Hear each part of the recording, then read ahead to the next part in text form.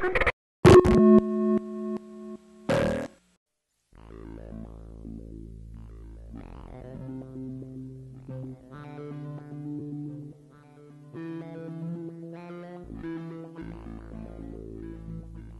control the horizontal. We control the vertical. Peer into the infrared.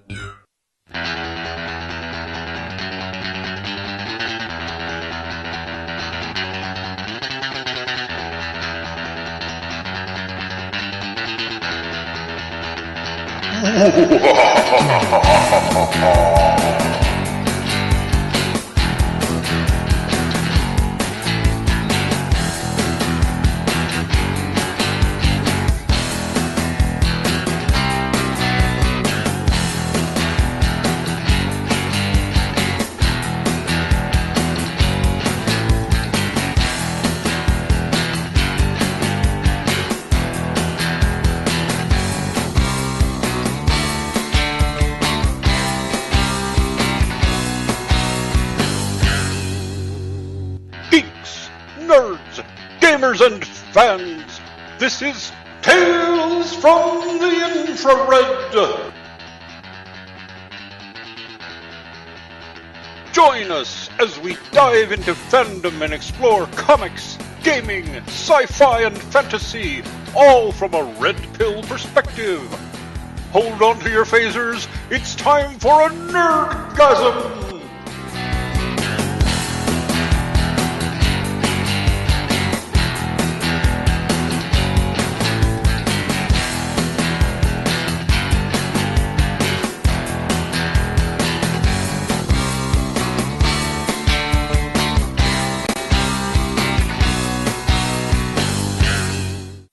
Featuring Rachel Edwards, Jim Kelvarn, James Huff, Dean Esme, and Christian Shearson.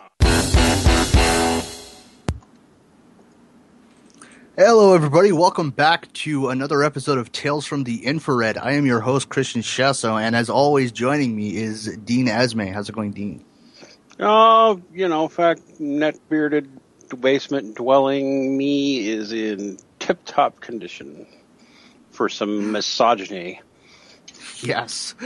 Misogyny. Yeah. And of course, joining me is Jim Kelvarn. How's it going, Jim? I'm doing really well. I'm just looking forward to a little bit of relaxation after a really busy week.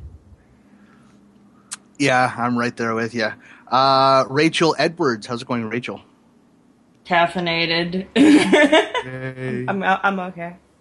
And of course, our resident alien, Nefenora Frawl. How's it going, Neff? My soggy knees! They're so soggy! I gotta ask, does anybody know if Nefenor's a legal or illegal alien? I am very legal. I have my documentation. Okay. You got that running the back room is James Huff. How's it going, James? He is our master. Going just fine. Yeah, I'm doing all right, guys. Excellent. Great. So let's roll right into these topics. Who's going to be reading us through?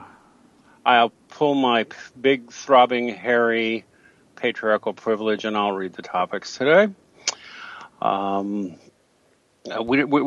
have a pretty short list, and actually, I'm probably going to add a link or two afterwards to the show notes. But today, one of the big news is that Intel.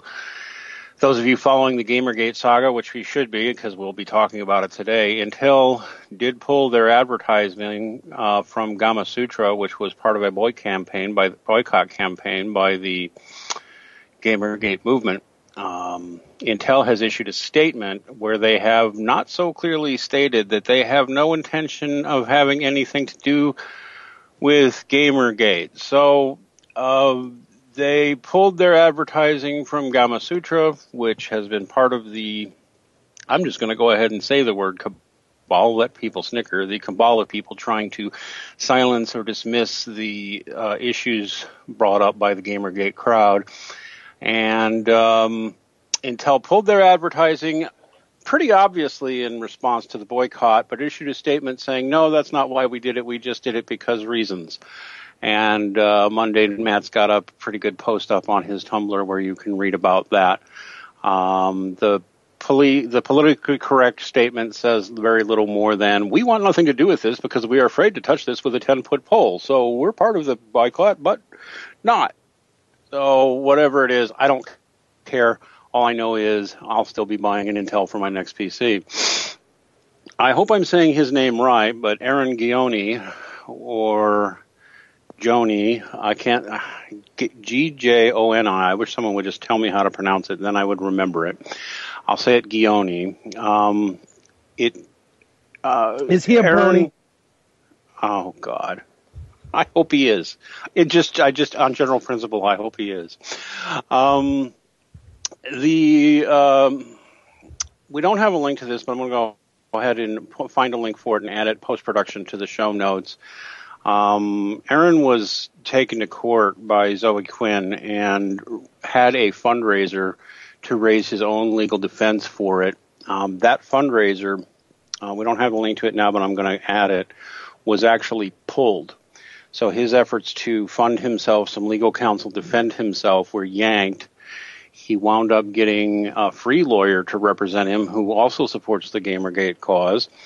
And we don't have an official statement from Gioni on what happened. We do have a posting from Reddit which, in the R Kotaku in Action subreddit, which states that it's from a friend of Aaron's, saying that Zoe Quinn filed and was granted an ex parte, that means one-sided, well, we'll get into that during the discussion, 209A order against Aaron back in September, and on Tuesday it was extended for a year. Note that this is a physical abuse prevention order. It's meant to protect victims of physical abuse, not victims of so-called internet harassment. You need something called a 258E for that, and so far as we know, she doesn't have one. The reason you haven't heard anything about the case is that the order contains a written in prior restraint on free speech, which is absolutely absurd. But Zoe Quinn apparently reported his participation in online discussions of her as a violation of the ex parte restraining order, so he also has to have a hearing for that. The guy who posts on Reddit says, I, however, have no such restraint, and thus it is entirely within my rights to discuss public court hearings and public court documents. And should any overly litigious public figures with questionable ethical principles think about changing that, I'd recommend they took it Nyland v. Valenti. At least that's what he's saying. I hope we really get into this one on the discussion phase, because while we can't verify this Reddit post, I personally, knowing things about the law in this area and what happens, believe it's probably true. Agents of S.H.I.E.L.D. Season 2 has recently started. This is where we find out what is happening with our favorite Agents of S.H.I.E.L.D. with the premiere coming out soon. Has it started yet, or is it coming out this week, or when's it coming? Actually, they just had episode 2, so there'll be episode 3 this week. Excellent. So episode 3, so we'll need to be discussing the previous season and what might be coming soon. All this, Doctor Who, and since you bastards made me watch The Strain, we're going to have to talk about that too. That's it for show notes for now. Where do we want to begin our discussion, Christian? Okay. You know what? Let's talk about. You know what? Let's start with our short topic here, which is Intel. Intel's statement about pulling their Gamma Sutra advertising. It's a pretty short topic. There's not really much to say. I mean, their statement was kind of bland, and it didn't really say anything. It was more or less just them trying to cover their own ass. I mean, they pulled advertising from Gamma Sutra. It was suspected that they did it because they supported GamerGate, or at the very least, they didn't want to support a publication that talks to their customers in the way that Gamma Sutra has been lately. But the statement that Intel put out, in fact, let's see if I could actually read the statement verbatim. Yes. I'll read it. You want to Go read ahead. it? Go ahead and read it. Sure. Intel's statement is, we take feedback from customers seriously. For the time being, Intel has decided not to continue with our current ad campaign on the gaming site Gamasutra. However, we recognize that our action inadvertently created a perception that we are somehow taking sides in an increasingly bitter debate in the gaming community. That was not our intent, and that is not the case. When it comes to our support of equality and women, we want to be very clear. Intel believes men and women should be treated the same. And diversity is an integral part of our corporate strategy and vision, with commitments to improve the diversity of our workforce. And while we respect the right of individuals to have their personal beliefs and values, Intel does not support any organization or movement that discriminates against women. We apologize and are deeply sorry if we offended anyone. Let me just do my normal annoying thing here real quick and say that if anybody in this show has been listening to the show has been living in a cave, there is a mass populist revolt against the mainstream gaming news press called GamerGate, which started an effort to cover for what most of us believe to be a very corrupt woman named Zoe Quinn's very corrupt action, and a bunch of her crony friends doing likewise for her, and has since turned out into what is perceived by a large number of gamers around the planet as a wide-scale attack on the community known as gamers, aka video game players. And that's what we're talking about here. You can read about it daily if you use Twitter on the hashtag GamerGate. So there you go. Now, Intel, what do you guys think about this? Okay. Oh my God, Jesus. Okay, first of all, well, I agree with you, Intel, that, we shouldn't support anybody that discriminates against women, although I would actually add that I would actually have used the term people instead, so that would mean men and women and children. But, okay, you're about halfway there. Intel believes men and women should be treated the same. Well, welcome to the club. Everybody here on this panel believes the exact same thing. However, this message has an overtly feminist tone. Actually, I see it as more of a we don't want to piss off the feminist tone than anything. Yeah. But here's the thing. The reason why, and they won't come out and say it, is not because they're supporting Gamergate. They're actually just saying they're not supporting Lee Alexander, who is the writer for Gamasutra, and is the one who has been screwing people over. I mean, there's a doc that's going around today that shows the things that she's done. For example, threats. In Twitter, she said, "Be careful with me. I am a megaphone. I am much less kind than Rami and won't mind making an example out of you." She's had obvious racism, where she referred to black men as hood men and street harassing her. There is insulting people who the creators of the Child's Play charity, saying it takes basically no talent to draw like Gabe. Tycho should replace him with someone with the emotional age over 12. She's doxed people. She's insulted people in the blue-collar professions. She says she's ruining careers. And she's even done this to female writers. So I think they're basically saying, we don't support Lee Alexander. Yeah, I would back that up. I mean, one of the things that's been going on in Gamergate is, well, while it started out with the situation with Zoe Quinn, it's really moved on to what's been happening in academia and how it all ends up trickling down into game development and journalists and all of this other stuff. But really what's happened is, they did the letter writing campaign and said, listen, these people are really bad-mouthing us, and we're the consumers. We really don't appreciate that. We'd really like it if you would pull your ads from these people until they cut it out. Or I would just think that they've done it permanently, because I don't think this is really forgivable. When you treat your consumers in that kind of fashion, it really isn't. There's no going back after that.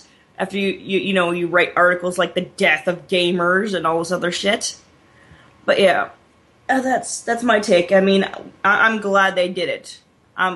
100% down with Intel. While their message to the consumer overall was, really playing it safe and them trying to cover their ass, I think that they just wrote it like any company would. It was trying to say, like, okay, we just want to make sure you know that we're not sexists.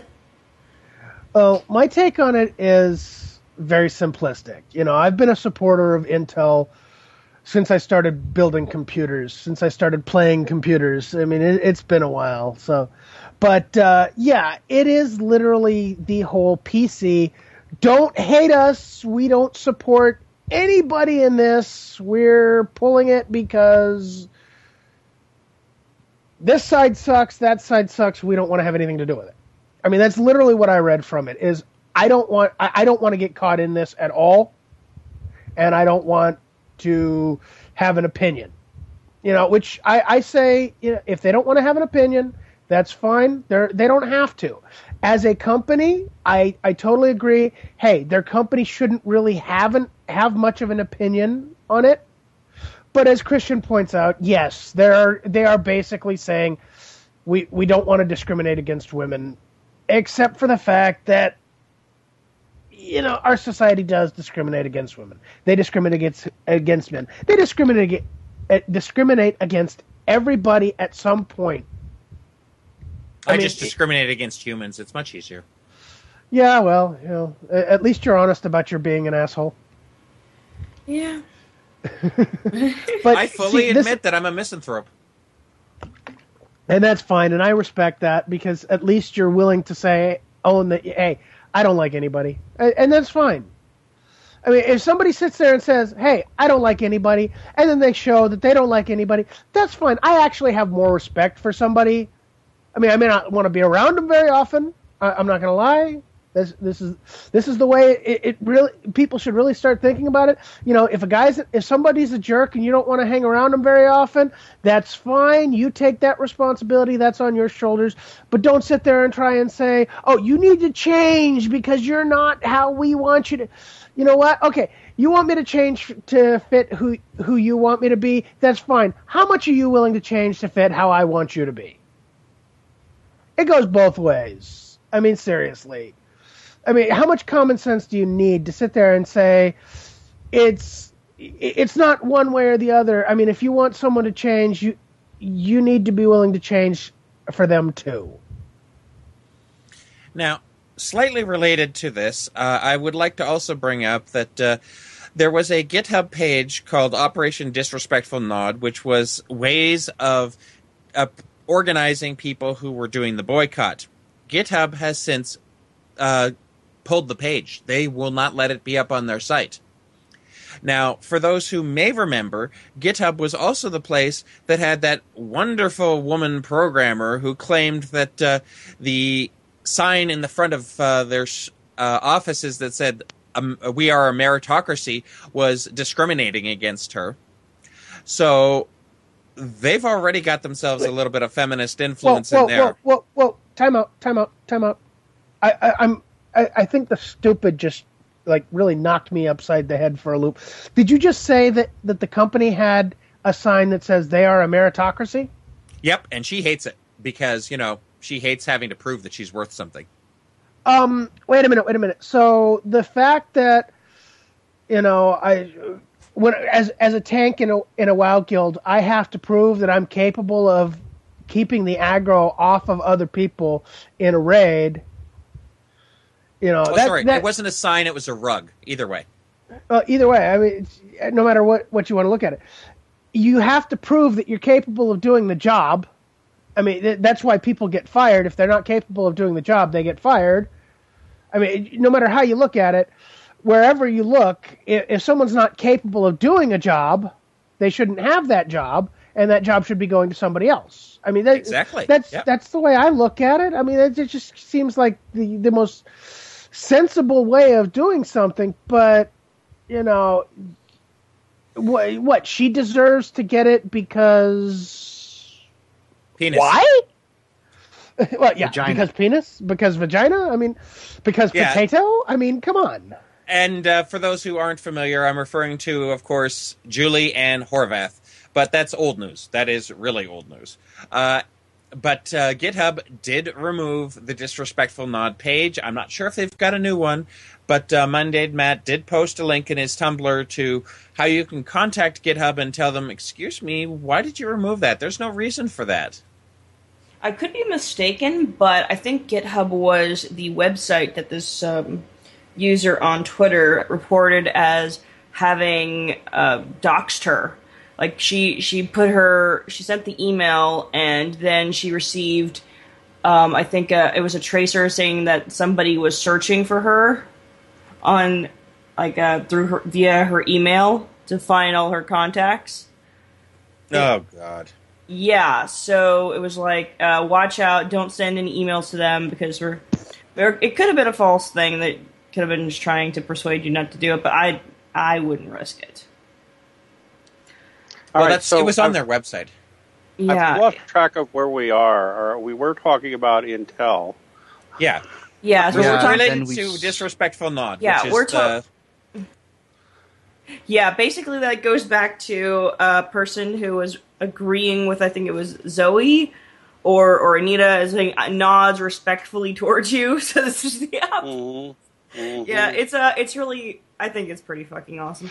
But yeah, they are sending letters to these different ad companies and things like that, and we're winning as a result of this. We are the consumer. So if you're gonna go and you're gonna disrespect us and say gamers are over and stuff as a way of attacking us, just for disagreeing with. Fact of the matter is, okay, in the gaming industry, and not a lot of gamers believe this, but it is true.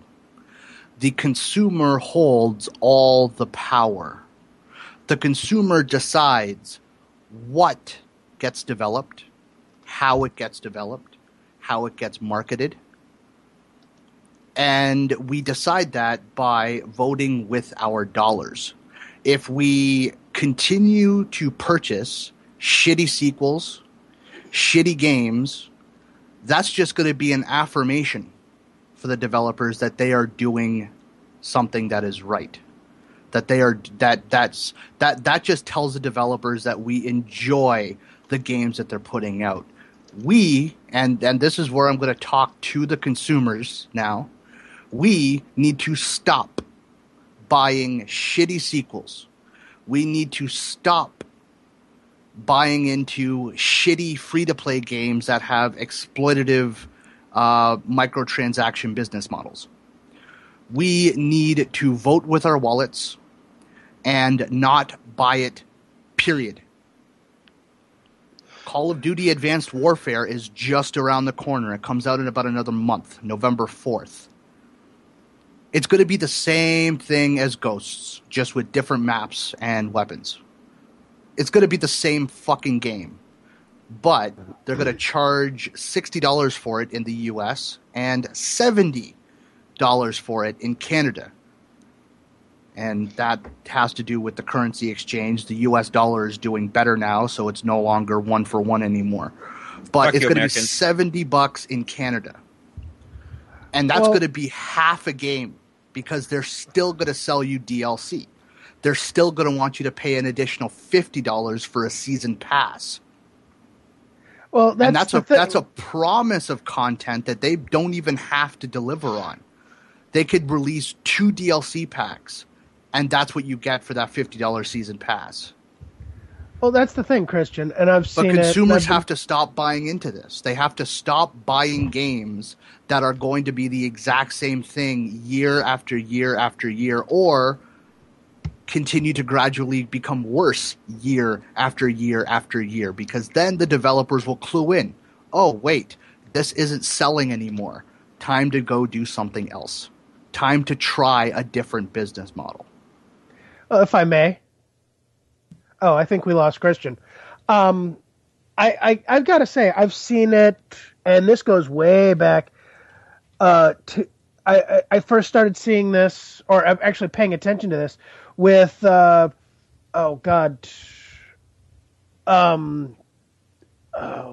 Force Unleashed, and The Force Unleashed 2. The Force Unleashed was actually a pretty good game. The Force Unleashed 2 was crap. I mean, I don't know anybody who's played both of them and said that the first one was anything less than phenomenal, and the second one was anything less than a piece of shit. Disappointing. Well, very disappointing. Yes, it was very disappointing. But, what they also promised us was this was going to be the Empire Strikes Back for Starkiller. They actually said that. Was it Julio Torres? Or one of the guys from, or John Smedley, one of those two. And those names are etched in my brain till the end of time. The person mentioned that it would basically be the ultimate portion of Starkiller's trilogy, and it was supposed to be a trilogy, but it didn't end up that way. It was a crappy game. It was crappy gameplay. It was just horribly done. And you could tell because the sales on it dropped. And that's why there was no Force Unleashed 3. And this is the consumer telling these game sellers, game developers, this is crap, we don't like it. But instead of sitting there and trying to make something better and doing a better job on, say, the next one, half the time they just drop it and go on to something else. Or in the case of LucasArts, just get totally destroyed and annihilated. But here's the thing we need to remember. This is the power of gamers. This is the power of the consumer. And it doesn't just go into the gamer, it goes into all areas of consumerism. We have the power to control the market, and instead of sitting there and paying high prices for crap, start finding the better quality at the cheaper price and force these people to rein in the cost of things. Make a better product. Well, part of the reason why a lot of the prices for games and hardware has gone up is because they're putting a lot more money into marketing. Every year, EA drops about $130 million into marketing for their next Battlefield game. Activision will drop similar numbers every year for Call of Duty. They buy Super Bowl ads. They buy ads on primetime TV. They buy ads on all of the major premium channels. They spend a lot of money on marketing, which they don't have to do. Everybody knows the Call of Duty name. Everybody knows that November, that's Call of Duty month. Every November, a new Call of Duty gets released, whether it's November 4th, November 14th, November 10th. It doesn't matter. Sometime in November every year, a new Call of Duty gets released. Those who already know about the game are probably looking into the game already. They've probably already seen the multiplayer reveal. They've already seen the teaser reveal. They've been watching the development since it was announced. But these major publishers are spending so much money on marketing, they have to make some of that back. But that's not our problem. We're not telling them to spend that much money in marketing. They're just doing it. Well, yes. Let me just say in their defense that, at least as far as that goes, is they're not going to keep that dominant position with the money rolling in if they don't keep marketing it and trying to bring old players who've gotten bored back to give them more money, or bring in new players and say, hey, this Call of Duty phenomenon that's been going on for years, you really ought to get into it. So they kind of do have a justification for spending that money. Is there really any point in it? Well, is there any point in trying to boycott or whatever Call of Duty? I mean, it's easy enough to just wander off and not play Call of Duty anymore and find something you find more interesting. Not that I'm lecturing, but I'm more interested in going back to GamerGate and this effort to shame and silence an entire community. Did anybody even see the hilarious fucking poll on the Daily Mirror? I know this isn't in the show notes, but I want to add it. We had on October 3rd, a Martin Belam wrote in wrote an article called "One Simple Test Will Tell You If Gamergate is About Corruption or Misogyny." Anybody but me read this? It's fucking hilarious. It's another idiot who argues that Gamergate is all about hating women, right? And he uses as his proof that one of the major Gamergate documents is highly critical of what it calls radical feminist rhetoric. They're even given the qualifier of radical feminist. And he uses this as proof that since this is a talking point common to Gamergate people, that it's about hating women. And he goes on, and then he puts up a poll of his readers to ask what they really think Gamergate is about, after pre-charging it and saying, see, here's this proof. They're critical of radical feminists, therefore it's obviously about hating women, which is a non sequitur on about 85 different levels. And he put a poll up of readers of his column to ask, what do you think is at the heart of the matter? And they finally closed the poll. You want to hear what the results are? Sure. Yeah. Okay. You had only 4 choices, and he's obviously wanting to laugh at it because the choices were misogyny, whiny man babies. Honestly, you guys are still talking about Gamergate, and fighting corruption. What do you think it is? Fighting corruption still came out at 74%. I saw one where it was. I saw that the fighting corruption one was a larger number than that, even by the end of it. As of this morning, I'm looking at it right now, and so far as I can tell, it won't let you vote anymore. Maybe I'm wrong, but right now it's at 74% fighting corruption, 21% misogyny, 3% whiny man babies, and 2%. Honestly, you guys are still doing Gamergate. So we're going to have to call that one epic fail on the anti-Gamergate.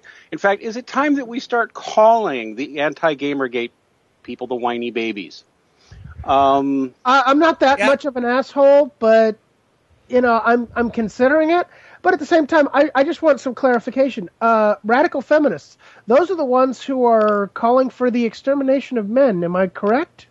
Oh, yes. In fact, yesterday I tweeted out something that was a person. Oh, well, let me scroll down and find this. Rachel knows what I'm talking about. Probably. The one tweet that I got huge blowback on. Okay, this is somebody saying, let's be clear. Intel is not bowing to a sexist campaign. Intel is participating in a sexist hate campaign. And the response, gaming culture arose due to an excess of men. We need to reduce the male population via selective abortion. These are the people that are fighting against Gamergate. These are the feminists. Burns. Yes. As I said, this is proof that they have completely lost the match. They are talking eugenics, and the crazies are now running the asylum. Let's be honest, okay? We're dealing with a group of people who are used to having a certain level of power over their respective communities. Yep. We're talking about writers and editors at websites that are used to having the power to I'd say we're dealing with egomaniacs. The gamers' buying choices. And they're starting to realize that power is so superficial that it can go away just by a simple choice on the part of the reader to not listen. I have a theory. I'm having this vision. It's just a quick one. Everyone remember the movie Labyrinth? Very much so. One of my favorites. I do. Yeah. David Bowie. You have no power over me. Yeah. Yeah. And here's my... Well, go ahead, Rachel. The ridiculous thing about the statement, like, if you're anti-radical feminist, that you're anti-woman, that's like saying... Okay, saying that somebody who is anti-Whisboro Baptist Church is anti-Christian, or someone who is anti-Black Panther is anti-African American. Right. Yeah, anti-Black. Yes, you're trying to say that somebody is a sexist or a bigot in general just because they dislike the opinions of radicals. Yeah, and let's make no bones about it. I mean, if anybody new to the show is listening, pretty much, no, I won't even say pretty much. Everybody here on Tales from the Infrared is a critic of feminism, period. All forms of it, for various reasons. So I don't want to, we wouldn't usually even bother qualifying by saying radical feminist. That's just who we are. That's not necessarily the whole of our identity, but whatever. But still, a lot of GamerGaters are feminists, and I don't have any objection to that either. I'm just making it clear to any listeners this is where we're at. But it's funny, isn't it, that even if you qualify with the phrase radical, you are still accused of being a woman hater. It's Orwellian. It's weird, right? Even though it's kind of pointed out that radical feminists are the ones calling for the extermination of men, yet you're still woman-hating for that. I fail to see the logic behind this, because these people, these radical feminists, are calling for the death of half the population.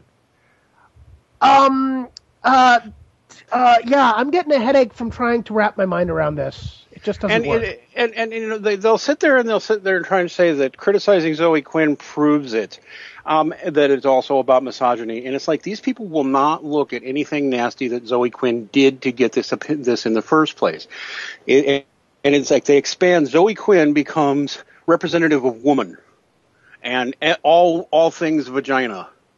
And it's like, wait a minute. If feminism is supposed to be about equality, that means when a woman's a total asshole and does total asshole things, we should be able to call her out as an asshole, and her sex shouldn't have much to do with it, should it? But now I'm just preaching to the choir. He for she is just a blatant contradiction to that. Well, he for she is easy to prove just based upon the actual name. It's he for she. It's men do for women. Period. I mean, if you listen to Emma Watson for even a half a second, she even says, "Men, you need to do this for us. Women, you're equal to us. You know what? Do it your damn selves. I'm gonna go play my video games." You know, the interesting thing is that you can find yourself going so far left that you find yourself going right again in all this, and that's the weird thing, because they're calling for traditionalism here when they sit there and say the he for she campaign. They're like, guys, we need to protect the women. Oh my gosh, they're hurting the women. We need to step up and white knight and help women and protect them from the mean old men's, instead of letting them stand on their own 2 feet. Because they need to be protected. Wait, what? Isn't that exactly what people in I don't know, some Middle Eastern countries say? Well, we need to protect the women from the men. How do you go from the position of saying that you want equal rights for women and you want women to be able to stand on their own 2 feet to we have to protect women? Wait, isn't that patriarchy?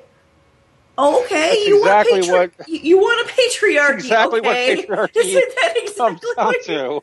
Oh my gosh, it's your job to protect the women's.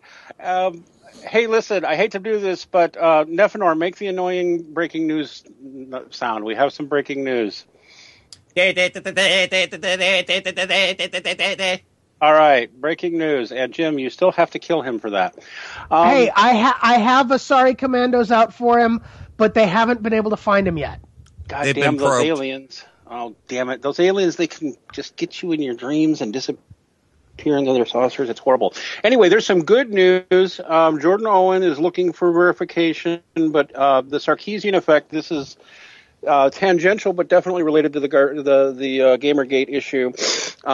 Jordan Owen and I forget his partner have been working on a project called the Sarkeesian Effect, which is a takedown. Yeah, that's it. Say his name again, louder. Davis Arini. Davis Arini. I apologize, Davis. I can never pronounce your name. It just got tweeted by Jordan Owen that Patreon has decided not to pull the funding for the Sarkeesian Effect movie. Hell yeah! There was an effort by social justice warriors. Sarkeesian Effect is a movie that looks at not just Arnita Sarkeesian, who has been the bane of many gamers' existence for 2 years now, and we can go into why that's true, examining why Sarkeesian is not only toxic in the opinion of many, but how she manages to get away with her toxicity. That's a movie they've been using Patreon to try and fund so they can put it out there and release. And there was a concerted effort to get Patreon to pull the funding. And there's an announcement up saying, no, they're not going to pull it. Actually, it's not that breaking. I'm sorry. I don't know why I said breaking. This got posted 2 days ago. It's still good news. Well, yes, but I mean, I think it was that he was looking for clarification to make sure, because it was posted, I think, by one of the people who are involved with Patreon, but it wasn't. I don't think it was posted by the CEO or anything. But yeah, it's really an important project. I mean, I talked to Jordan. We talked it up on Skype, and from what I understand, and the direction of the film and what information, the people who he's going to be interviewing, he didn't tell me much, and I'm not at liberty to disclose what was discussed, but, this needs to be made. He's got some good shit. This is going to be something that really changes everything if this does well. So, I mean, we need to, if you can, please support these folks on Patreon. I mean, I'm a little biased on this, but yeah. On that note, I just want to say that currently the Sarkeesian Effect is getting $7,429.91 every month from 389 patrons. So they're about halfway to their stated goal. They said they wanted about $15,000 a month to fund this documentary. They're about halfway there. Honestly, I think at about $7,500 a month, they should be able to pull it off. I've been hesitant to say much about the Sarkeesian Effect only because A Voice for Men itself is in the middle of its quarterly fundraising drive and has been struggling. And it may be the first time in its history that AVFM does not make its fundraising goal, which may hurt us. But in general, I have to say the Sarkeesian Effect is a product worth endorsing. I honestly believe that if Anita Sarkeesian had been properly criticized when she first emerged on the scene and taken the criticism and people had been allowed to criticize her, and free debate over her ideas and her videos been allowed within the gaming press and gaming community, GamerGate itself would not have happened. Well, not only that, I truly believe this all goes back to Sarkeesian, and the press is converging around to protect her as a damsel in distress rather than treating her as somebody with ideas that are free to debate and talk about in the public sphere. Yes, Jim? I think far more than that. I don't think just GamerGate wouldn't have happened. I think she wouldn't have won her ambassador award, which I think was a step towards that. I think she wouldn't have gotten that $160,000 for her video series, which she still is nowhere near completing. Mm-hmm. I mean, despite the fact she should have completed it 2 years ago. Yeah, despite the fact that she should have completed it 2 years ago, which makes me wonder exactly where she spent that money. I mean, what did she do? Take a vacation to Fiji? Come on. No, she's gone on a speaking. Yeah, she's gone on a speaking tour, and you can be assured that she is collecting speakers' fees wherever she goes to speak. Okay, absolutely. She's managed to turn this into a full-time job of being a victim who represents all women in gaming. That's what she's turned into. Yes, if people had just been allowed to criticize her and she'd been made to defend her ideas just like every guy has to do when he takes a political position, I mean, who knows? I mean, maybe most people would have wound up agreeing with her. I don't think they would have, but maybe they would have. It doesn't matter because the debate wasn't allowed to happen. And it's still not allowed to happen in most places. One of the reasons why the debate got shut down, and that's the thing, one of the things that people have been looking into is academia and where it connects in all this. I mean, we're talking about going as far up as the people who do research on games and who promote the games and promote the people the journalists and everything. This is all connected. It really is, with the way that they engage with each other, and there really should be things in place to say, okay, you're not allowed to do that. That's a conflict of interest.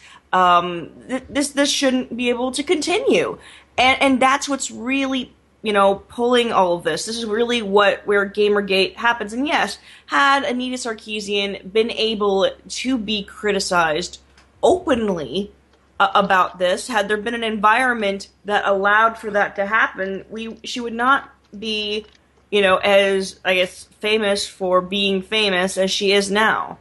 It's just ridiculous. Someone a long time ago should have said, "You shall not pass."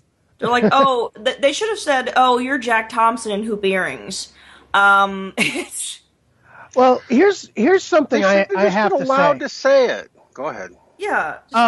If you look into politics, every single candidate for Senate, congressman, president has to debate their opponent to get their ideas out there.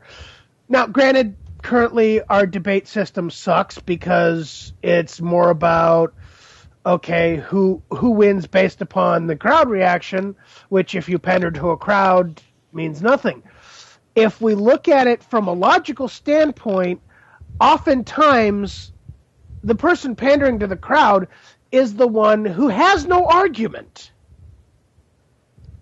That's right. In fact, there's a classic word, and I think we should be bringing this word back into fashion because it's such a good descriptive word, and people don't remember what it means. You ever heard the phrase claptrap? That's claptrap. Oh wait, it's an old phrase, claptrap. That's a bunch of claptrap. And people, when they do hear it, they assume that means, oh, that's a bunch of garbage. No, claptrap specifically means in a debate or a public forum when somebody says something that is clearly pandering and causes everybody to clap. A perfect bit of, if I were Canadian, a great bit of claptrap if I were having a political debate would be, "I am not afraid, sir, to stand up and say I love this great nation of Canada." And everybody claps. Like, no, we don't. We just look at you and go, "What the fuck's wrong with you?" Yeah, exactly. That's what you would say. But, well, okay, an American candidate, same thing. The point is, claptrap is something people feel obliged to clap to, and it's an emotional thing that makes them go, "Yeah!" Even though it hasn't got shit to do with anything under discussion. You mean like I'm from Britain and I believe that I should be able to have control over what I do with my own body. Yes. Yes. You know what? I've got to go with Justicar on that. When it comes to her body, I have a strictly hands-off policy. Yeah, me too. Hey, listen, before we get into, because I want us to talk about some fun stuff like Agents of S.H.I.E.L.D. and The Strain, and of course Doctor Who. But I want to talk a little bit about Aaron Gioni. Somebody please message me and tell me how to pronounce his last name, please. Oh no, I'm just going to pronounce it Gioni. That's I'm just going to pronounce it Aaron. Wait, is it Italian? I could always ask my boyfriend. It might be. And we're not making fun of you, Aaron. If you're listening, we just don't know how to say it. Yes, anyway, you can send us emails and let us know how to pronounce your name. It's dean@avoiceformen.com. You can directly message him. Oh, you fucker. Okay, that's fine. Use my email address. I actually just want to know. But anyway, people don't know this, but Aaron he put up a campaign to try to raise funds for his own legal defense. And the crowdfunding sites he was on took it down, even though he was only asking for about $1,500 to pay a lawyer. That subsequently got taken down, even though he did not mention he didn't mention Zoe Quinn. He didn't mention any of that. She just said he needed it. We have this report from Reddit from somebody alleging to be a friend of his, saying what actually happened, and that Zoe was granted an ex parte restraining order. Now, I don't know if people know what an ex parte restraining order is. I know that Candace McCarty messaged me. She's one of the GamerGate women of GamerGate who's been a part of it, saying they've tried to verify this and she can't find anything on it. But for people who know, an ex parte restraining order is, first off, you need to know what ex parte means. And what ex parte actually means is very Orwellian and scary. Ex parte means they hold a hearing involving you wherein you are not invited. And these happen in just about every state in America, as regards to ex parte restraining orders. Wait a minute, doesn't that violate one of the... that needs to be reiterated. An ex parte hearing is a hearing about you in which you are not invited to defend yourself. Wait a minute, doesn't that violate the 7th Amendment? Right to trial by jury, right to represent yourself? You're correct that there's all kinds of things wrong with it, ethically, constitutionally, and otherwise, but that's what ex parte means. Now, the weird part is if they have an ex parte hearing and you happen to know about it, you might show up and they might let you in.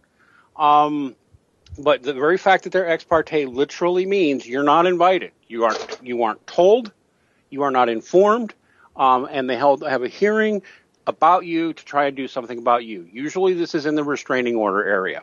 Now, these were invented years ago in order to protect women from abusive husbands and boyfriends.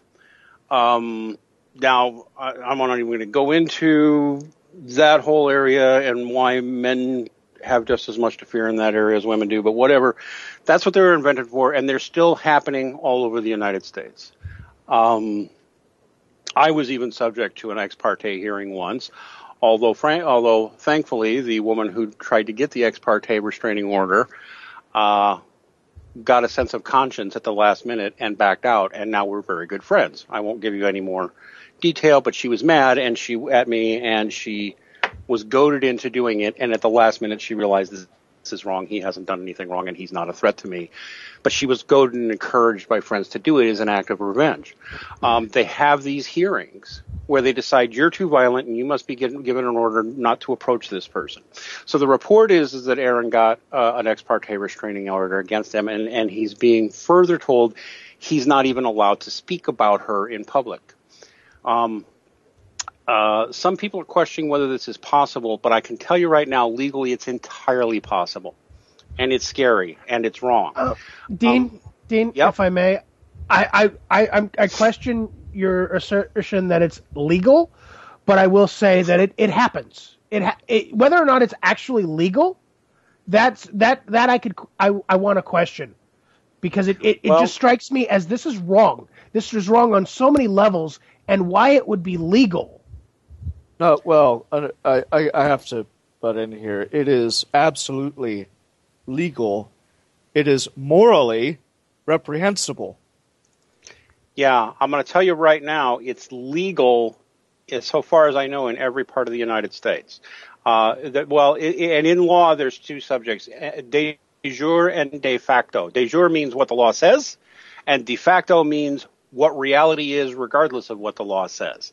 And de facto, it is legal all over the United States, and I believe in Canada and a number of other countries. There is a strong argument to be made that it's unconstitutional. I think it's unconstitutional. I think it should not be allowed. Or that if it is allowed, that it's only, emergencies, right? This is an immediate, dire emergency. I will grant you this ex parte order now. We will re-meet within 2 weeks or within a week to review the situation to see if this was really justified. And if it wasn't, there's going to be a cost to you associated for doing this, because it does violate somebody's rights. It's in the same league as breaking into somebody's house without authorization. As a cop, you can do that without a warrant, but you better have a fucking good reason or you're going to regret it. Right. And I can see that. I can see that as being, It's an emergency situation. Okay. But, I mean, from what I've seen based upon statistics and, studying into this, it seems to be common, not emergency situation. It is common. It's one of the greatest scandals in the United States. It's been going on for more than a decade. At a Voice for Men, we're directly involved in a number of cases like it. Something that was started as an emergency measure is now commonplace, and they're issued like fucking candy. And they're not issued by criminal courts. They're issued by civil courts, which is why they're able to get around certain Fourth and I think Seventh Amendment requirements. It's just saying, well, this is a civil matter, not a criminal matter. And it's bullshit across the board. The point is that Aaron's not saying anything. We have a report that an ex parte restraining order has been granted and extended and improperly put on his freedom of speech, which such orders were never intended to do. And we can't get verification whether this is true or not, except we know that Aaron is being silent. It's very scary. And I hope anybody who knows Aaron will get out there and say something, because Aaron, if this is true, and I would guess that it is about 90% likely to be true, based on my experience, not just my wild-ass guesses and my semi-legal knowledge. No, I've been involved in a number of cases like this. Not just my personal experience, but guys I've tried to help. This story is 100% believable. If this were MythBusters, they would be coming in with a plausible verdict on MythBusters. If not confirmed, definitely plausible. The story is 100% believable. And anybody who's sitting there thinking that can't happen, that doesn't happen in the United States, I'm telling you, it happens every day in the United States, every fucking day.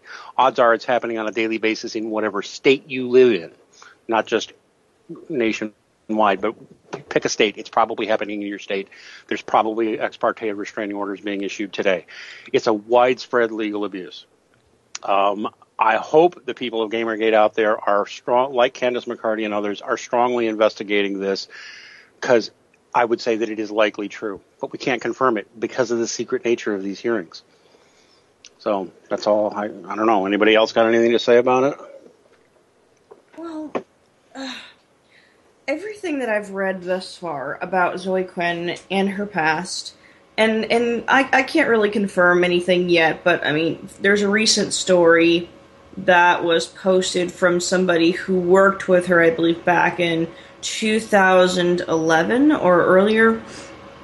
2007, maybe? Yeah, I think it was 2007 then. Yeah, when she was doing, I think, yeah, you could nude probably modeling? Yeah, nude modeling. I think I saw the same thing. Yeah. Basically, she, I guess said in jest that she stabbed a guy in the face while he was attempting to rape her, but that's not the crazy part about it. The crazy part is that you see a pattern of behavior that seems to be something that is going on. I mean, and I've said this before, you don't just suddenly have these women who have this victim mentality or who act out, they don't just suddenly act out. This is something that happens over a long period of time, and people see it coming from a mile away, but then they're like, why didn't I do anything about it? Why didn't I step in? And this really feels like this is what happened in GamerGate. Everybody probably knew, oh my gosh, there's this crazy chick, okay, whatever you do, don't get involved with her. But they're like, no, she seems really, really nice, and then here we are now. I gotta bring something up from Terrence Popp. The crazy slot C is some of the best slot C that you'll ever find. But once you get rid of that, all you're left with is the crazy. Stay away from the crazy. Yeah, don't stick your dick in crazy. Don't do it. It's not a good idea. Even I know that this is a bad idea. And I'm a woman. I know that they're what? I'm not that well. Crazy in bed, but otherwise, I think Dr. T could do an entire dissertation on just Zoe Quinn and the crazy that's in her. Yeah, and that's the thing. Women know about this crazy. We know that there are crazy bitches out there. And the whole thing about feminism and how if you don't support these women, it's misogyny, is some of the biggest bullshit that I have ever heard. Because these people don't want to acknowledge that these predatory women exist. They don't want to acknowledge that there are women out there who are completely mentally unhinged, who are doing stuff like this and going unchecked because people are then going to defend them. Well, it tracks that if there are going to be male psychopaths, there are going to be female psychopaths. I mean, it's just... It's as far as I've been able to determine, there is no gender on crazy. No, there isn't everywhere. No.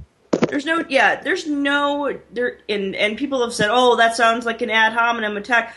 If they are having delusional thinking, if they're the kind of person who is emotionally manipulative, who have this very warped perception of the world, yes, I would say that that's mentally unhinged. I would say that they need to see a therapist stat.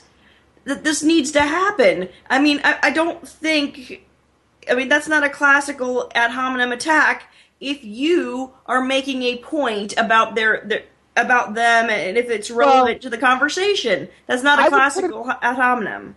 I would put it this way. It's not an ad hominem if you've got proof. Exactly. It's not... Well, and the thing about it is if it is relevant to the conversation, it is not an ad hominem. If it's absolutely relevant to it, if it really does call their judgment into question, then yes. Yeah. And it's I will agree with that. Something I want to move on. I think we're kind of beating a dead horse here, but something that's come up. You know, we talked about it a while back about how the social justice warriors wanted to get rid of gamer, the term gamer.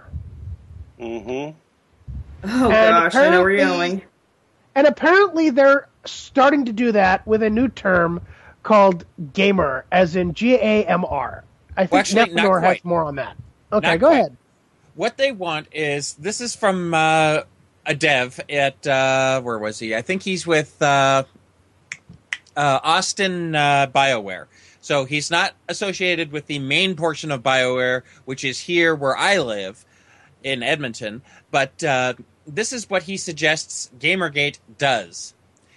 1. Form an organization. I'm going to call it Gamer, GAMR, for this document. Gamer Advocacy Mumbly Dumbly Resource.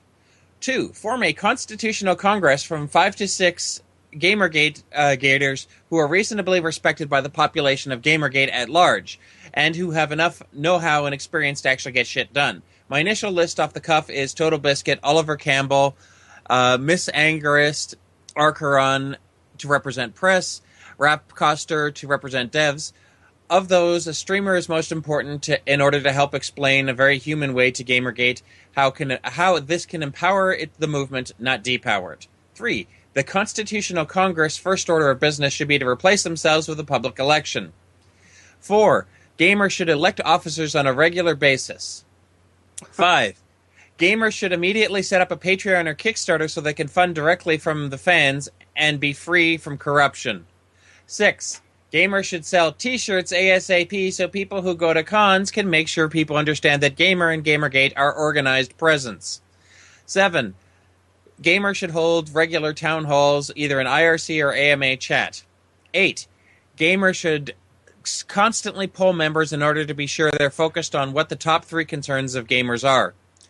9. Gamers should set up a website called Games of Ombudsman. The purpose of this website is to give seals of approval or letter grades to various gaming press outlets. 10. Gamers should give yearly awards both to the best and worst of reporters, news organizations, and developers publishers. 11. Gamers should find and or hire spokespeople. These people should always be in sync with gamers' message and should be prepared to speak on streams, to EA, to media outlets, and if necessary, to Congress. 12. Gamers should be aggressive in disowning individuals acting of their own accord who make GamerGate and Gamer look bad. 13. Gamers should be encouraged to leverage their mailing lists to address problems by boycotts, mailing campaigns, Twitter campaigns, and other actions. 14. Gamers should set up public forums with as liberal moderating policy as feasible. 15. Gamers should do an annual State of the Gamer Union address at PAX, GDC, and E3, ensuring the game public's views are kept in mind. And finally, 16. In time, Gamer can expand their mandate to include problematic developer-publisher concerns as well. Now, I'm just going to say, first off, that I cut quite a bit out of this. He goes into detail and examples in this, but I didn't want to go into that. But here's my first initial problem with this. He's doing exactly what we do not want. He is trying to say, GamerGate, make a leader. And as we all know, if there's a leader, that's a person. And a person can be discredited, destroyed, and ignored. And that is what they want. They want to destroy GamerGate by giving it a leader so they can destroy it. Also, they're doing another thing that I am against. They are taking GamerGate, and instead of taking politics out of gaming, they're turning it into politics, which is exceedingly wrong. Game and politics should be separate. Well, there's not only that. I mean, he's basically saying, okay, well, let's start the Revolutionary War of the United States all over again. And just looking at his wording, that's exactly what he's saying is, let's start the Revolutionary War all over again. But we know where that's gone. I mean, politicians are corrupt.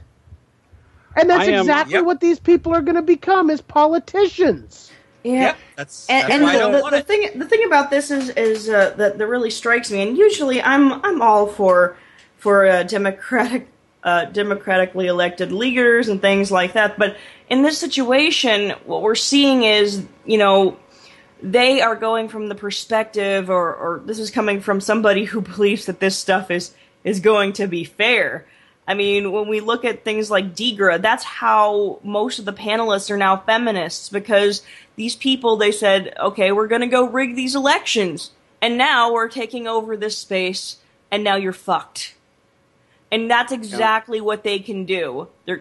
It's what will happen. You make a group out of this, and you elect your leaders and everything, they will discredit them. They're going to take over the space. That's exactly what they want to do. And now and not just that, now you've created an organization, and you've gained some notoriety, and people know who you are now, but they don't know about the politics that are going on behind closed doors. And actually I'm going to talk out of both sides of my mouth here, but there's something in politics called the Rules for Radicals, which was put together by a guy named Saul Alinsky. Now, unlike some of my friends, I think the rules for radical are very clever, and if you're doing anything political, you should read those rules for radicals, and in most cases, you pretty much want to follow them, especially if you don't have a whole lot of resources. I don't think the rules for radicals are evil. I think they're like reading The Art of War by Sun Tzu, but in the modern context. But one of the rules is pick the target, freeze it, personalize it, and then polarize it. And what that means is you pick an individual or a group, you focus all your fire on that, and that forces everybody to take sides. If GamerGate people pick a leader or even a group to be their leader, that becomes a target for the other side to glom in on and attack and say nasty things about, unfair things about, find everything they can on their background and try to obliterate them. GamerGate needs to stay where it is now, which is people freely associating as they want because they are generally agreed that something is wrong here. And may I pontificate on something else that is one of my theories? Gaming journalism, I think I know how gaming journalism came to be the way it is now, which is a bastion of political correctness and social justice warrior bullshit. Here's my real theory. You can talk about DIGRA and all these other people, and there's some truth to it. The truth is that professional journalism as a profession, has been in a sliding, like going down the toilet for about 20 years now. And I'm pretty much convinced that people interested in being journalists, a whole lot of them got into journalism, not because gaming journalism, not because they love gaming, but because they couldn't find jobs as journalists anywhere else. And that's where a lot of this anti-gamer sentiment really comes from. A whole lot of so-called gaming journalists, they're not gamers. They've never been gamers. They didn't come up in this culture. I'm not saying all of them, but I bet you a majority of them at the big sites like Gamasutra and Kotaku and all that, they were never that interested in video games in the first place. And they kind of wound up in gaming journalism by default because they couldn't find work anywhere else. And they kind of do hate gamers. And they always kind of have. Anybody see any merit in that little theory? Well, the reason why, that makes sense. Yeah, I mean, I can see some of that, absolutely, because we do see a lot of people who are in academia, usually in the humanities, and then somehow they ended up, and that's the thing, they're from the humanities, they're from the social sciences area, of course they're fucking social justice warriors, but what we're saying with Degra, though, is it's very, very, very obvious when you look at who is involved with who's hanging out with who was, who Anita Sarkeesian's advisor was when she was going for her master's degree, and how it all goes back up there.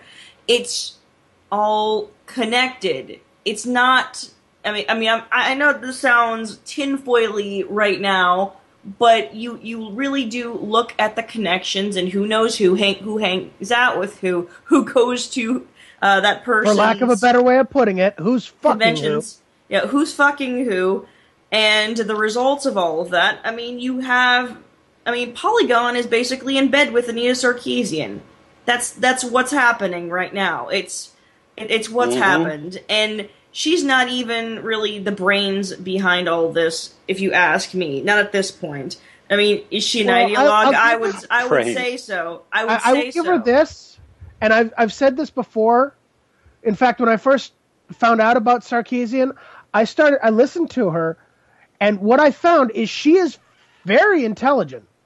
And it pains me to say this. She's very intelligent, but she's using it to con people. Well, here's the thing. The reason I say that she's not... She has no morals. The reason why I say she's not specifically the brains behind this, I'm not saying she's an idiot. I am saying, though, that when you compare what was written for the Feminist Frequency videos and the tweets by Jonathan McIntosh, they are very, very similar. And you look at the kinds of friends that he's had for a very, very, very, very long time. They are activist types. They are in high academia. Many of them research social media, things like that. It's very obvious that he's got his fingers in all of these cookie jars. And he's the brains, she's the face. And that he's been planning this shit for a very long time. Yeah, I don't know how smart Anita is necessarily, but she's smart enough to know what to do to continue the money rolling in. Yeah, and she doesn't care. Just like within GamerGate, we saw Rebecca Watson's doing the same thing. This is a little side note here. Most gamers probably don't even know who Rebecca Watson is, but of course she's been writing about and attacking GamerGate, of course. Mm-hmm. And a bunch of GamerGaters tried tweeting her, and it was very interesting to watch this. People who were pro-GamerGate who sent her reasonable tweets, asking questions or making points that are rational, got blocked, and the guy swearing at her, she didn't block, she just retweeted. There you go. There's Rebecca acting like a victim again and pulling in money and support because she's playing victim. Everybody who tried to reason with her got blocked. Everybody who was just rude to her, nasty to her, she kept them and allowed them.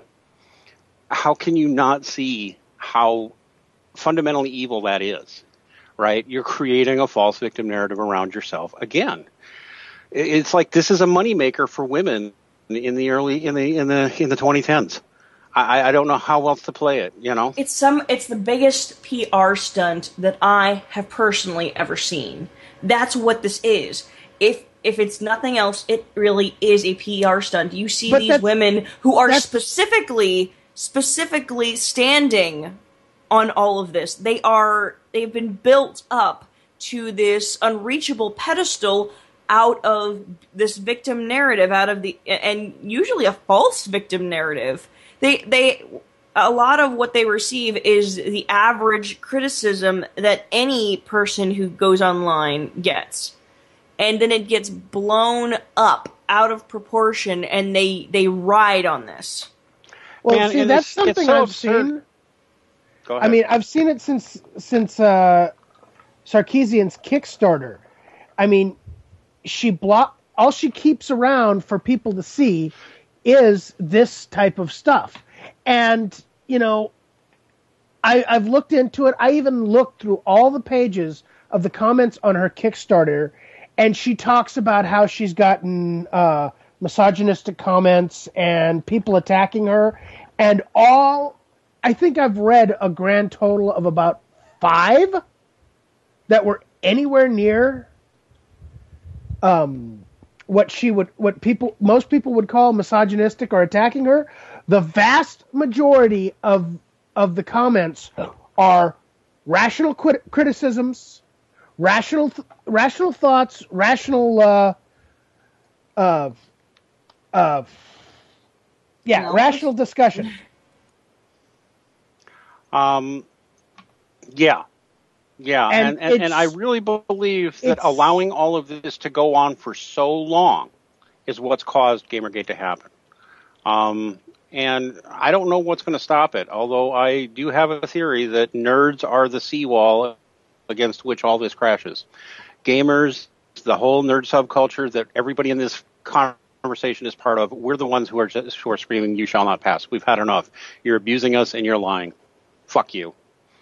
And we're not gonna take it. No, we ain't gonna take it. Exactly. Gamergate is just moving so fast and growing, still growing. Maybe we should talk about something. And who would have thought that Twitter? Who would have thought that Twitter would turn out to be the bastion of freedom? Where Twitter, something as shallow as Twitter, but has turned out to be where people can finally congregate and find each other and talk about these things. But anyway, should we talk about something other than Gamergate for a while? Yes. I think so. All right. Somebody wanted to talk about Agents of S.H.I.E.L.D., and you know what? Much to the chagrin of much to the detriment of my nerd cred, never seen a single episode. So someone tell me about this show. Well, I will start off with this because, Agents of S.H.I.E.L.D., it started from the Avengers and the death of Phil Coulson in the Avengers. I mean, I hope you've seen Avengers, Dean. I hope you know who Phil Coulson is. Yes. As much as Joss Whedon has annoyed me in recent weeks, that was a brilliant film that Joss Whedon wrote and directed, and I fucking loved it. So yeah, well, the fans liked Coulson so much because he was in almost all the previous Marvel films. I forgot the actor's name. Somebody can remind me. That they gave not only a show for the Agents of S.H.I.E.L.D. because of Iron Man 2, but also brought back the actor who played Phil Coulson for it in a typical comic book style. I'm not going to lie. I mean, you have to watch season 1 to understand that. It was fairly well written. They have really good characters, and they even have some plot twists that keep you guessing, and they tie it into all the new Marvel movies. It's a really good show on the face of it. Yeah, it even ties into Winter Soldier partway through the season. Yeah, it does. At near the very end, and it gives what basically the consequences of Winter Soldier. Not only in the season finale of season 1, but also the consequences of the season finale in season 2, which shocked the hell out of me. I'm not going to lie. I mean, you start to love some of these characters. They are very well done. But,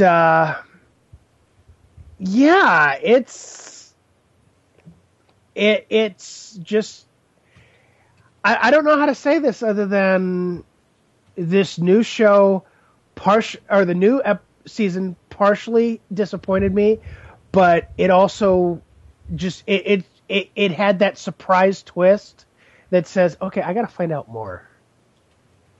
I can't give spoilers, but I definitely recommend, if you like some good plot twists, definitely check out Agents of S.H.I.E.L.D. Nephenor, go for it.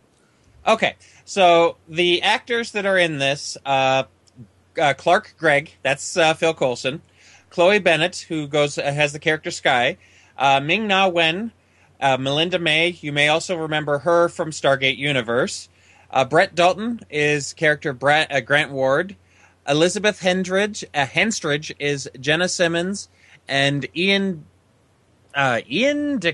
Casticker is Leo Fitz, and those are the main characters. They have brought in other characters that from some pretty big names, like I can't remember the one from Aliens. Paxton. Yeah, Bill Paxton. He was in it for quite a few near the end, and his character was absolutely incredible. They've introduced quite a few of the Marvel Universe villains, like Death Clock and Deathlock was not a villain. I want to clarify that he is an anti-hero. True, and also, I can't remember the name of the character, but the one that has the gravity powers. They introduced him in there. The first episode of this season, they brought in the Absorbing Man, which is one of my all-time favorite villains. Let me just get this straight. Agents of S.H.I.E.L.D. was a movie first, right? No. They never made a movie of it? Okay, so it just came straight out of the Avengers movie to a television show. No, actually, it didn't come straight out of the Avengers movie. All right, sort of. I understand. Phil Coulson came from every Marvel movie. I understand, although if you were watching the Marvel movies, they were all building up S.H.I.E.L.D. So whatever. So it came from the Marvel movies, and we all know, if you're a comic geek like me, S.H.I.E.L.D. existed. I think it started back in the 70s, but whatever. Okay, so we got the last big reference, the last big build-up was the Avengers movie. There was never a S.H.I.E.L.D. movie. It went straight to TV, right? Right. Yes. Okay, and so who here besides me has never seen the show? That's me. Oh my God. That's me. I haven't seen it. For a minute there, I was going to say crickets, but yeah, I haven't seen it. So me and Rachel's. Okay, so we can tease these guys and call them all nerds. No, just kidding. So the upshot of all this is what? We should be seeing it? It's pretty good. I'll give them credit for it. We should be watching it? And the character I was thinking of was Graviton. Yeah. I would recommend, at least check out a couple of episodes, especially the Consequences of the Winter Soldier, which is near the end of of season 1. I mean, it literally, they have episodes. They have an episode that ties into Thor: The Dark World. They have an episode. They have like almost the last 6 episodes tie into Winter Soldier. So yeah, it's very much the way Marvel does its comics, where they tie everything together somehow. There is a lot of tying in, yes. It is actually, I will admit, despite the fact that I personally despise Joss Whedon now, this is very well done. It is very well written. The characters, on the whole, I'd say 70% are good. There are a couple characters that are so flat that you're just like, really? But other than that, it's pretty good. Oftentimes I think Skye is one of the characters who's kind of flat, but... Kinda? Okay, she's hot. She kind of... She almost makes up for it in how cute she is. Yes, she's attractive, but she's flat. Well, the character's I'm not just talking the chest. Oh! I don't think she's going to remain that way. Not with the I'm hoping not not, with yeah. the new season. I'm not going to give out any spoilers or anything like that, but I think we're going to see a lot more character development with Skye. Well, they I'm have to hoping because so. they hinted at a lot with her. Yes. And then there's also some of the hints they have with Fitz after the end of season 1. That is just kind of that's one of the things that I just looked at it and I'm like, okay, this is something I need to. It's got me hooked, even though I'm kind of a little disappointed. Fitz is totally geek. I got to tell you, you guys recommended that I check out The Strain. I haven't know even this is a seen change that of yet. subject. Yes. I know, and at least 3 or 4 of you told me to check out The Strain. The season ending is tomorrow, I believe. Right? I got to tell you, my wife and I have watched every episode so far, and not impressed, guys. Not impressed at all. I'm actually kind of surprised you guys are so into it. What is it? Other than the beautiful, well done, and really creepy makeup effects, I'm finding this show severely lacking in the writing and character development department. Are you guys seeing something I'm not? I mean, Guillermo del Toro is brilliant visually, but I'm watching this show and this is all I'm seeing is brilliant visual. The reason to really watch probably next season is because they handed this off to executives to do this, and they said okay, and Guillermo del Toro said okay, if it does well, and we get signed up for second season, I'm going to be directly involved. So that's what I am waiting for. There are things that, of course, were changed, and there are some decisions that were made that I don't know if I'm really down with. But, it's sort of standing out as being one of the better things on television right now. And what does that tell you about regular television? I'd rather watch people trying to battle vampires and stuff, all right. Then you know what? Let me backtrack because y'all told me to watch The Strain, and I did, and I'm only teasing y'all a little bit because I think you just made a really valid point, Rachel. I've gotten spoiled, and I think a lot of people are. This is increasingly happening. I watch most of my television on Netflix, or in some other format where you can buy it on DVD or whatever. And I don't really care when a show was made, which means I get used to watching the cream of the crop of everything, right? A new show really has to suck me in. And but yeah, if you're constantly looking for something new, if I look at what's new right now, this is the only thing new that's caught my eye. So I guess if you're into this stuff, you'll like it. And I do appreciate certain things about The Strain. Visually, it's beautiful, and I like how they've upgraded the vampire mythos back to being something truly horrible and horrific. That said, I also have to say they seem to have just turned it into a low-rent type of vampire. I mean, really, or a low-rent type of zombie. It's like a cheap copy of what they're doing with zombies, right? Oh, it's an infection. And the person who gets infected really just dies, and all their higher brain functions are gone, and they're really just zombies. Only instead of eating brains, or just eating you, they want to suck your blood. It's not hooking me. I slightly disagree with that, Christian. I think a lot of them are very much lower end and the zombie type. But if you notice, some of them, I'm guessing. One of the main characters is ex-wife. Some of them actually are not the low-end vampires, and to go with something I've seen with something I've seen with society, you have some people who are, for lack of a better way of putting it, they're sheep. They follow. Mm-hmm. There's nothing inherently bad with that. Damn it! Nice pun. But and that's what I think they show with some of the lower end vampires. But with the higher end vampires, the ones that actually are more capable, you see them taking the leadership roles.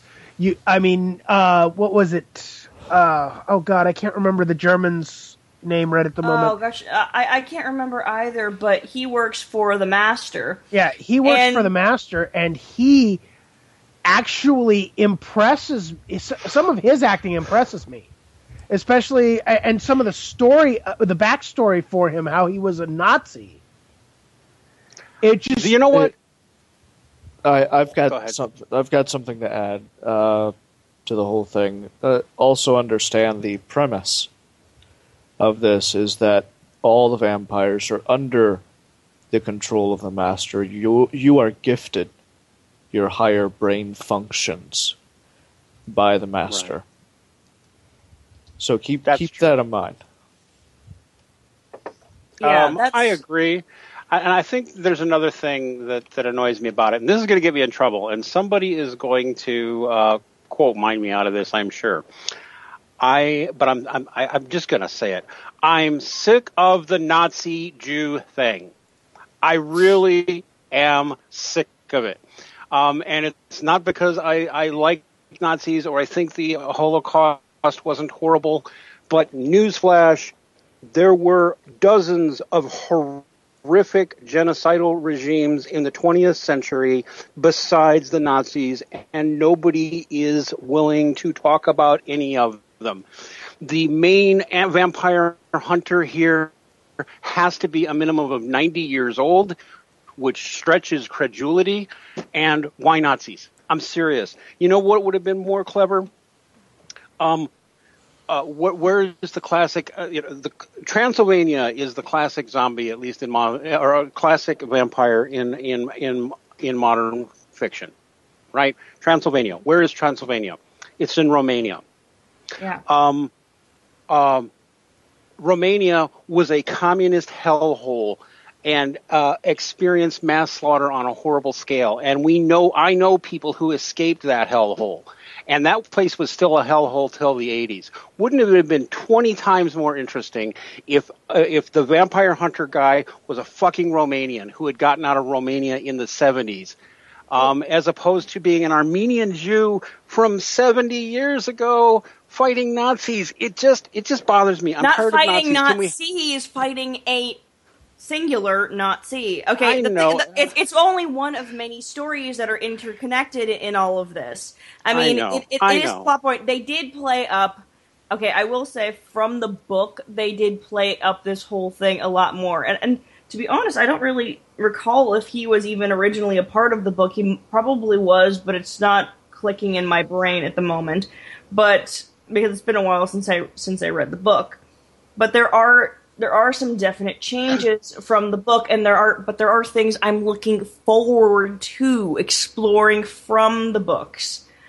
And we haven't gotten there. I honestly think that they're sort of dragging parts of this out, and I really want to see what they're going to do next season. That's the reason why I'm invested, and I'm gonna watch. I think at this moment, I'm personally, if Dean's giving his rating, I'm giving it a 5 out of 10.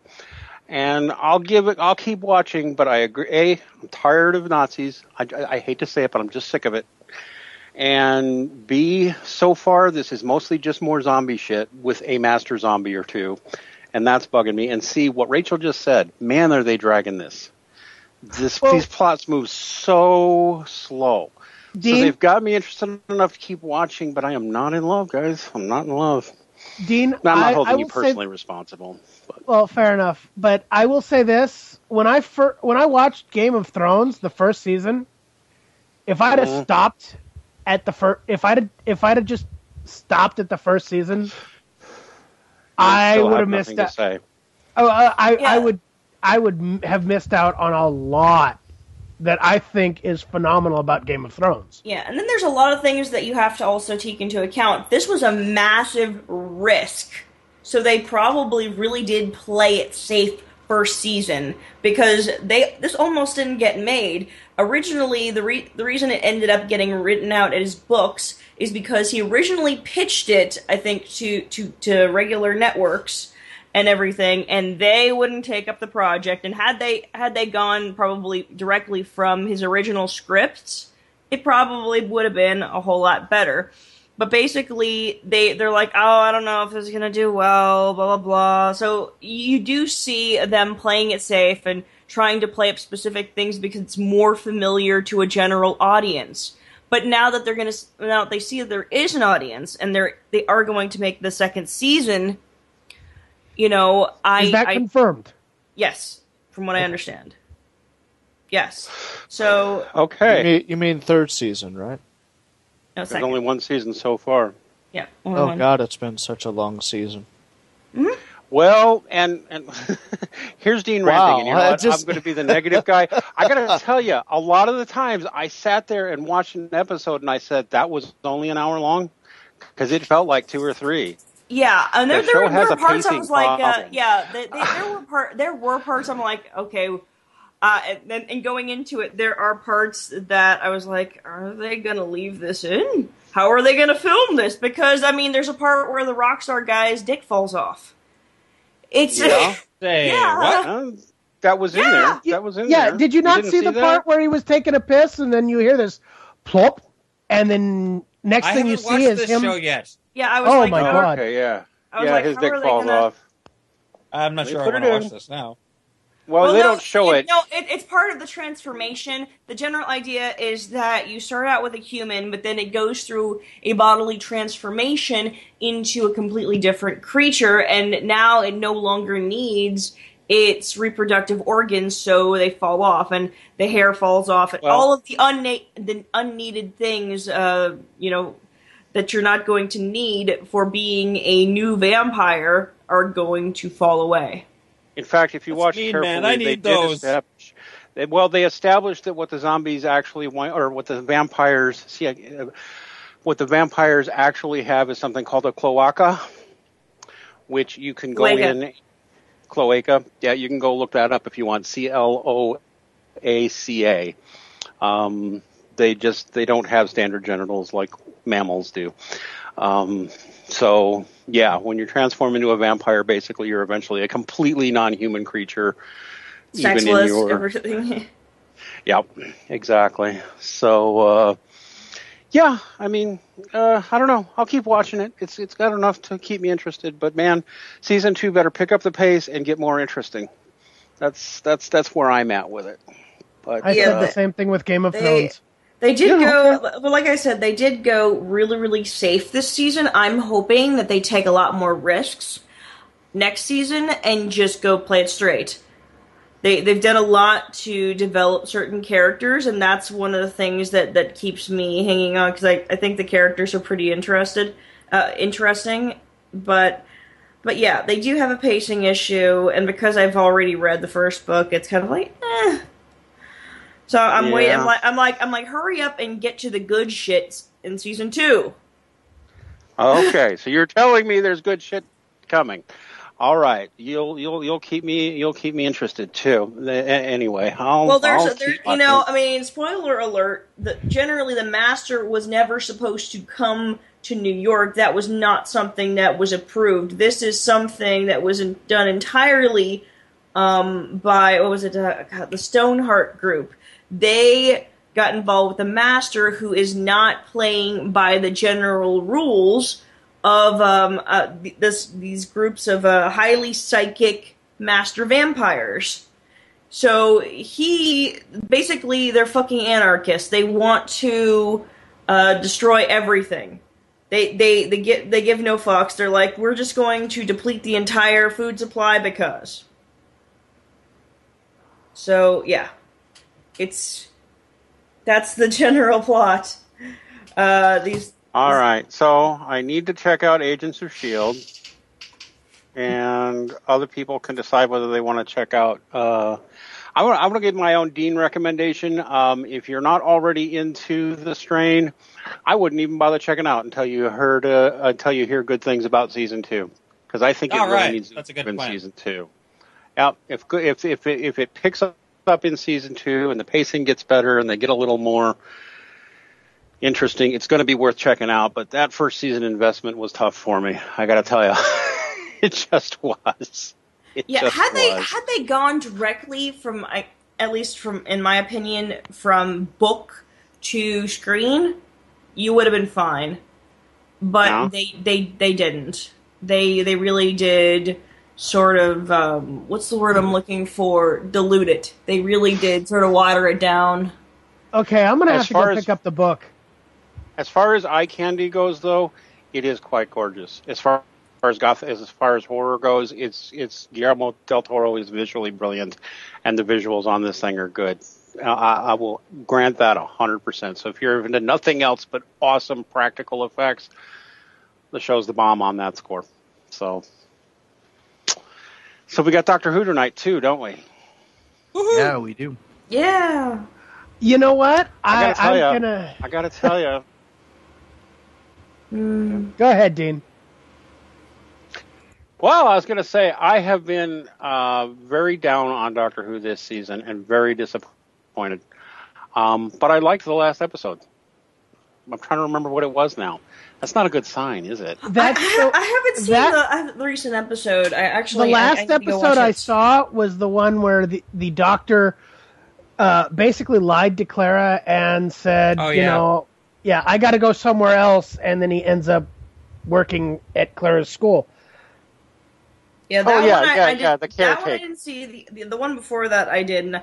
I'm going to sit there and say that the one where they go and rob the bank is probably, so far, in my opinion, the best episode this season, not considering the one that happens after. I liked the time heist. I didn't love it. That was episode 5. The caretaker episode 6, I genuinely like. So maybe the show is coming around. I wouldn't say that there's a single episode that I loved this season aside from Time Heist. I honestly say that, if it comes down to looking at the previous episodes and in comparison to some really great episodes from the Russell T. Davies era, and I sit there and I compare the two, I'm like, no. I mean, even when we look at the situation when we had Matt Smith as the Doctor in those seasons, even in compared to those, this season is really, really. I don't know what the fuck they're doing with the writing. Well, have we gotten a Doctor moment? Have we gotten a definitive Doctor moment for Peter? Jim feels that we have. I want to hear his reasoning. For me, I would say in the Time Heist, we had the first of Capaldi's Doctor moments where he actually... this is a spoiler alert, so if you guys haven't seen it, tough shit. Spoilers. Not a spoiler. It's been out for 2 weeks at least, I think. Go ahead. When the Doctor figured out that he's the one that planned it, and the reason why he planned it, and everything going on, when you actually get to the very end, and you see, okay, not only did he plan it out perfectly, he planned it to the T. I mean, that was the first of the Doctor moments I saw. I mean, it was just like, soon as you figured out everything that was going on, you were like, I was just like, oh my God, that was awesome. But the only thing I liked about that was when he was like, what do we know about him? I hate him! That's what I'm talking about, is that was the first part of the Doctor moment when he started figuring it out. Even though he didn't have his memory, he started figuring it out. And then, he's a time traveler. Something here did not match up, but it worked. So, but moving forward, the last week's episode, which I don't know if I can say this without spoiling it or not, be warned, his reasons for doing it where he did was the other Doctor moment where he actually showed that he does care about Clara, even if he didn't want to be the boyfriend thing, he still cares. You still see that the Doctor cares. He may be callous and a little bit of a pain in the ass, but you still see that the Doctor cares. I seem to be in the minority in this group in that I think the Matt Smith years were the best years of Doctor Who since the show came back, and you guys are all more big. It seems like you're all more David Tennant fans. Yeah, I fucking love the Doctor. I mean, if I have to choose between the two, I'm gonna go with Tennant because Matt Smith's character was still a little more. I don't know, a little too silly. He didn't have his... Okay, later on he did have his serious moments, but I had a big problem because my mind just kept thinking, oh my gosh, hipster doctor. Why are you a hipster doctor? Stop it. For me, if I had to choose between the four, I would actually go with Eccleston. Don't get me wrong, I love Tennant. He was a great follow... Hold on. He was a great follow-up to Christopher Eccleston, but Eccleston, you know, when you go back and you see what was going on to that point, he made perfect sense, and the way he was, it was just, that is what I found. I still have a little bit of annoyance with Christopher Eccleston because I really, really liked him, and the way he left the show was kind of not cool, because I did really, really like him, and I think he should have at least done a second season. Yeah. That said, I really liked David Tennant, but Matt Smith has been my favorite Doctor so far. I loved him as the Doctor, and I loved his whole run, especially the run with Amy. But hey, I just liked it because of Amy, because you know what? There's just something wonderful about a redhead. A Scottish redhead. Oh yeah, To me, the Matt Smith years, those were made better by his companions and the general people that were the other side characters rather than him. Yeah, I mean, because when you saw it switch over to Clara, there were some serious issues. You could see that the whole thing, all of the writing, had been really centered around what was going on with Rory and Amy and River and all of these other people. So when you brought in Clara, who is incredibly bland, there was nothing to hold it up. Here's nothing. Like I don't. You keep saying that Clara is bland. I don't think she's bland. I think she is. She totally is. She is a bit flirtatious and sexually charged. I wouldn't call her bland. Flirtatious? She is. She is very flirtatious. Oh, come on. One of my favorite lines was just one of my favorite lines. Like, you just look. Yeah, but it's the like look she with gets. Mary Poppins, she always gets this look on her face like, all right, she's thinking about sex right now. You could just tell when she's thinking about maybe sex. Maybe that's you projecting, but like what I get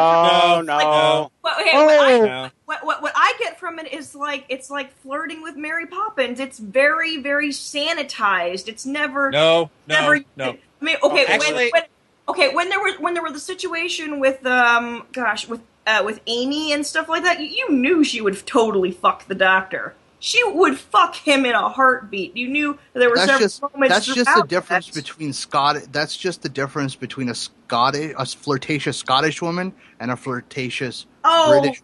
No. There were other British women. British flirting. British flirting is. It's not as okay. overt. Well, what about why don't you sit there and compare it with Rose? Listen, here's what I'm gonna interrupt.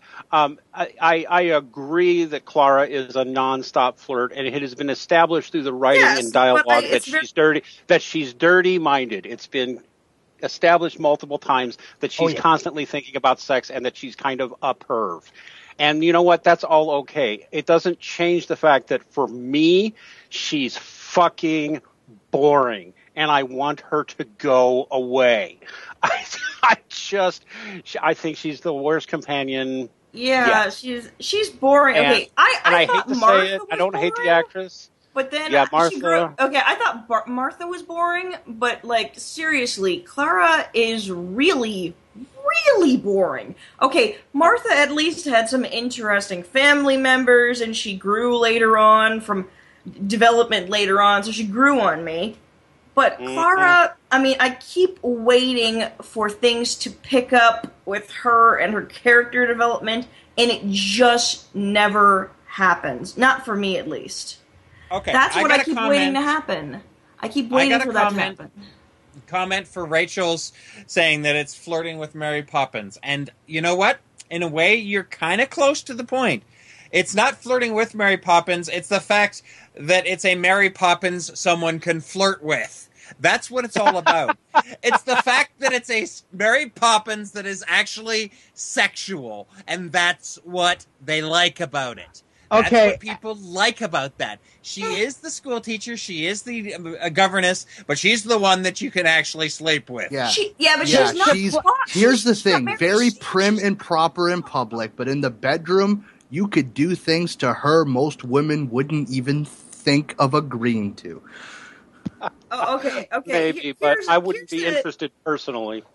But, I would. Here's the thing, though. I mean, you may be able to flirt with her and everything, but I think the thing that people really liked about other companions is that they had flaws. They had serious flaws about them, and with Clara, she really just feels like a Mary Sue. Practically, she has flaws. She has some interesting flaws. When she's just as bossy as the Doctor. Well, when I say, yeah, but she's no Donna Noble. Okay, I got a couple of things on this. Okay, yes, she is very sexually charged and in every way, basically. I'm not going to go there, but yes, she's very sexually charged, and you note this when they're running away from that ice thing in like when I think they first introduced her, or when the Doctor, right after the Doctor loses Amy. Oh yeah. The Christmas when she's special. first introduced. Yeah, and she's like eyes front, and he says something about her eyes. His eyes are always front, and she's like, mine aren't. It's like, she's got a dirty mind. She's sexually charged. That I will give Christian. But yes, she's just not. She is boring beyond that. Like she's one-dimensional. She's a fucking Mary Sue. The other companions, Disney princess is what she is. She's a slutty Disney princess. I'm like, please, fucking do something. If I may continue, thank you. The other companions, there was a lot more to them. Even Donna Noble, who I wasn't a big fan of, there was a lot more to her. There was more growth. There was something that made you interested in the character. With Clara, outside the sexually charged, there's not really much. Yeah, that's how I feel. And I'm not impressed with the writing so far this season. There have been some good episodes, but I don't know. Tonight's episode, I liked the last episode. The time heist was cool. Tonight's episode, what is tonight's episode? That's one problem we have. Most of our listeners will have heard this, and if they're watching Doctor Who, will have seen the episode we haven't seen yet. Tonight is Killing the Moon. Yeah, that sounds like a good episode, but I don't know. I'm guessing it actually has something to do with what's it called? The Cybermen. That's no move. Bill, you think so? I could have sworn I saw. Well, we haven't Cybermen. seen the Cybermen yet, right? Oh no! I'm sorry. No, this is more of an alien type thing. It looks like a spider. Aliens. I like aliens. Well, I'm talking aliens as far as Aliens Ripley and Bill Paxton. That kind of thing. I already had enough of those. We know a few things about this episode tonight. It's called Kill the Moon. It was actually, a bit of trivia here, I'm reading online about it now, it was originally written for Matt Smith, and they just never got around to filming it. So it gets to go to Capaldi's Doctor. And that's pretty much all we know, except it's going to involve the moon. I'm looking forward to it. The season has been sort of turning around for me. I've enjoyed the last couple of episodes. The Caretaker was a cool episode. The Time Heist was a cool episode. So maybe this franchise is going to turn around, but so far I think we all agree it's kind of a lackluster season, isn't it? Pretty much. Yeah, even my sister, who's a big Doctor Who fan, texted me last week and is like, are you finding this recent Doctor to be pretty bland? I'm like, yep. So, I gotta ask, how is the data rates from here to Frall? Actually, no. She's actually probing over in England, so it's not that far. Probing in England. She is. She's a crime scene photographer, so she's probing into what's going on. Yeah, that should be a song. It's like probing in England. I know we probably need to be closing the show up soon. I got to say, I really, really love Peter Capaldi, but I feel like the writers are letting us down, and I further feel that Clara and Clara away. I'm sorry, she's fucking boring. She's Christmas episode, dude. Christmas episode. Give me somebody else. God, I hope so. I wish it were sooner. And no offense to that actor. Well, here's the thing, though. I think what they're probably going to end up doing is they're going to take a long break. We're going to get half of Series 8.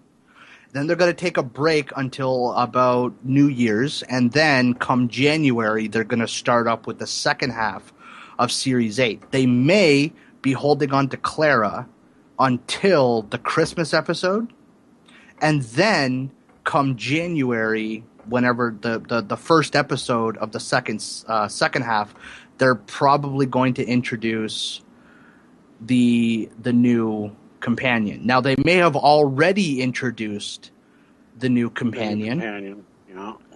Because in the Caretaker episode, there was that one student that he allowed to see the inside of the TARDIS.